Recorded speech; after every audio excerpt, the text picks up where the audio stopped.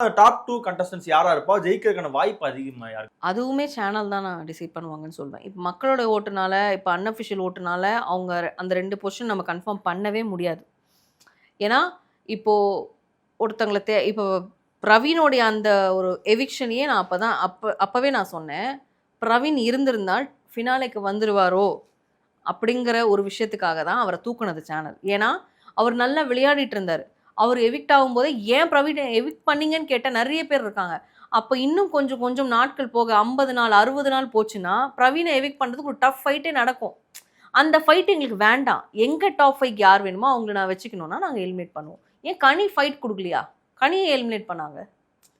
அதாவது சேனலோட டிசிஷன் தான் அது. இப்ப நம்பர் 1, நம்பர் 2ன்றது வந்து நான் சொன்ன மாரி நம்பர் 1 வந்து மேக்ஸிமம் மக்கள் முடிவு தான். அது இப்ப ஃபிக்ஸ்ட் ஆயி போச்சு. அது வினோத் அப்படிங்கிறது.